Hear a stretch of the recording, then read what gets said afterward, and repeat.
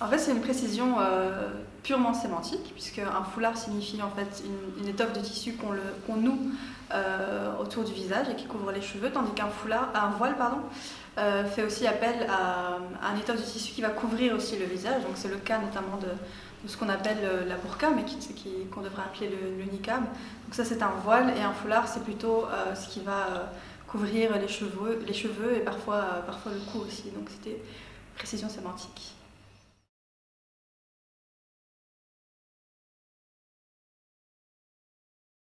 Les résistances qui sont rencontrées sont principalement dans les lieux d'émancipation, comme l'école ou le travail, et même de plus en plus les lieux de loisirs. Comme on l'a vu récemment à Paris, il y avait une polémique par rapport à une jeune femme qui portait un foulard, et un turban d'ailleurs, qui voulait se rendre dans sa salle de sport. Finalement, on lui a demandé de partir parce qu'elle portait un couvre-chef. Donc, de plus en plus, ou les piscines notamment, donc de plus en plus les lieux de loisirs aussi peuvent être excluants envers les femmes musulmanes qui portent un foulard.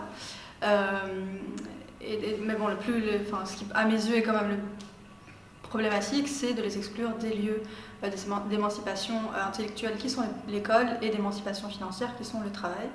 Et ça se fait au moyen de règlements d'ordre intérieur, principalement, ou règlements privés quand il s'agit de sociétés privées, ou même en invoquant le principe de neutralité, puisque les fonctionnaires publics qui sont en contact avec le public, elles aussi ne peuvent pas, qui sont musulmanes et qui portent un foulard, elles aussi ne peuvent pas le porter dans ce contexte-là.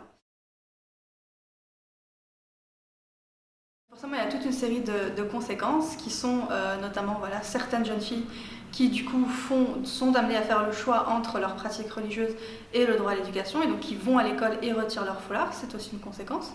Le choix de certaines jeunes femmes aussi, ou de leurs parents, parce que c'est souvent les parents qui prennent la décision pour les mineurs, de les retirer de l'école et de faire de l'enseignement à distance. Il y a aussi le fait que, de fait, ça a créé des écoles ghetto, ce qu'on appelle en tout cas des écoles ghetto, où il y a très peu, il me semble qu'à Bruxelles, il y en a même une seule qui accepte encore le port du foulard. Donc les jeunes femmes qui ne veulent pas faire de concessions se dirigent surtout vers ces écoles-là.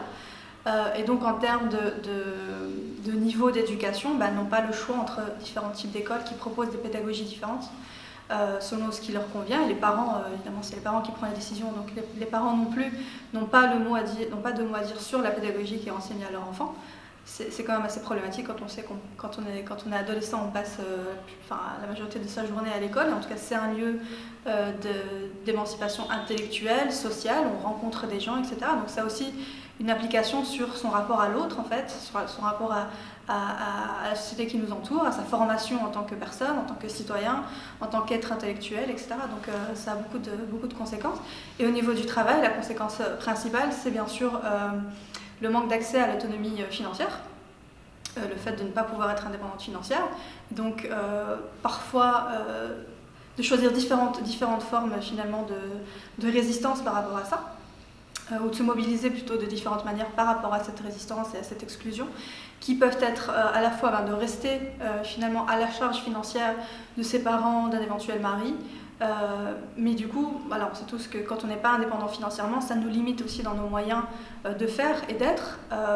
Parfois aussi, ça peut être le fait aussi, encore une fois, de retirer son foulard au travail, qui est une conséquence, de cette exclusion-là. Il y a aussi le fait de plus en plus de jeunes filles choisissent, et ça a été mon cas à une époque, de devenir indépendantes, de vouloir... c'est un faux choix finalement.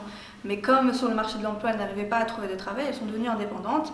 Et ça, c'est plutôt le chef de jeunes femmes qualifiées, donc qui sont universitaires ou qui sont diplômées en tout cas, et qui ont pu se spécialiser et qui vont ouvrir leur propre cabinet de psychologie, qui vont devenir consultantes, etc. Mais être indépendant, c'est un métier en soi. Ça s'appelle la gestion, le management, et c'est un métier en soi, et tout le monde n'est pas forcément ni formé ni fait pour ça, parce que ça a d'autres contraintes aussi en tant que femme, en tant que sur d'autres choix qui vont aussi venir par la suite, comme celui d'être mère notamment. Voilà, on va être de moins en moins quelqu'un d'indépendant et quand même très sollicité, va peut-être avoir moins de temps pour sa famille. Et donc il y a des jeunes femmes qui parfois arrêtent cette activité et donc retombent sous la dépendance économique. Et il y a d'autres femmes qui vont peut-être remettre ce projet marital à plus tard. Bon, évidemment, il y a d'autres femmes qui choisissent aussi de ne pas se marier, évidemment. Mais tout ça pour dire que ces exclusions-là ont aussi des conséquences dans les choix vraiment personnels et intimes de ces femmes-là. Et le plus important, c'est que ça crée beaucoup d'inégalités entre les femmes, entre elles. On parle même plus d'égalité entre les hommes et les femmes, mais les femmes entre elles, ça crée des inégalités puisqu'elles n'ont pas accès à cette école de manière égalitaire. Un autre phénomène aussi qu'on va observer avec les femmes musulmanes, c'est plutôt au niveau politique, au niveau social, c'est aussi le fait de disqualifier leurs paroles assez facilement et assez rapidement. Il y a énormément de sujets qui sont faits sur les femmes musulmanes, que ce soit des articles de presse, des dossiers, des documentaires, etc. Mais ils ne sont pas faits avec les femmes musulmanes, ils sont souvent faits sur elles mais sans elles. Et donc ça c'est aussi un problème important qui est la réappropriation de sa propre expérience, de sa propre parole, de son récit de vie, de son histoire finalement. De plus en plus ces dernières années d'initiatives qui ont été créées pour aussi permettre à ces femmes-là de travailler sur la confiance en elles, parce que là on touche vraiment à qui on est en tant que personne, dans l'ensemble de sa personne, pas uniquement dans sa religiosité.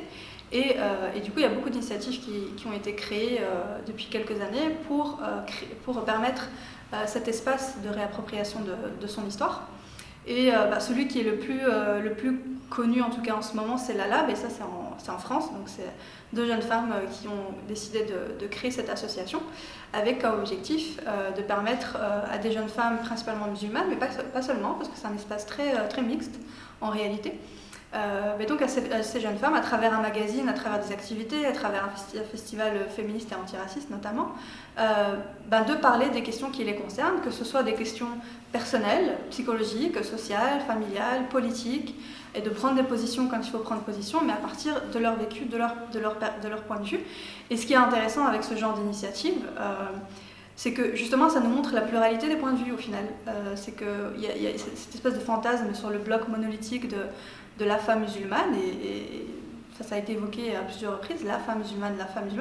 Mais moi je crois qu'elle n'existe pas, cette femme musulmane. On est des femmes musulmanes, on est des femmes avant tout, et puis il s'avère que voilà, on a cette religion-là, et on le vit de manière différente parce qu'on évolue chacune dans des contextes différents, avec des croyances différentes. Et donc ces espaces-là sont aussi des moyens de travailler notre confiance en nous finalement. Le fait de ne pas avoir accès à l'éducation, au travail et à plus de littérature, à plus de réflexion, à plus d'analyse, à plus de débat, etc. Mais aussi le fait au niveau individuel de se dire mais je suis exclue en fait, et puis je suis juste moi-même, j'essaie juste de proposer qui je suis à la société, mais en fait quelque part on me rejette pour qui je suis, donc forcément ça a aussi des impacts psychologiques importants, le fait de ne pas être indépendante financièrement, donc peut-être d'avoir des projets, mais de ne pas pouvoir les réaliser, les réaliser. Ça aussi, ça crée beaucoup de frustrations qui vont se transformer peut-être même en rancœur parfois. Enfin, ça a des impacts sur la santé mentale qui ne sont pas souvent abordés, pas souvent étudiés, alors qu'ils sont très importants. Et puis on sait très bien qu'éduquer une femme, c'est quand même éduquer un être, mais c'est aussi souvent éduquer une famille. Donc ça a aussi des répercussions sur la cellule familiale et puis même la cellule sociale, etc. Donc c'est important que ces espaces-là se créent de plus en plus pour permettre à ces femmes-là de s'exprimer, mais qu'on sorte aussi du digital, que ce ne soit pas uniquement sur Internet, que ce ne soit pas uniquement sur des sites Internet, des magazines, des groupes Facebook, que sais-je, que ce soit aussi des vrais espaces de rencontres où on puisse un petit peu s'entreconnaître et se respecter tel qu'on est, et voilà.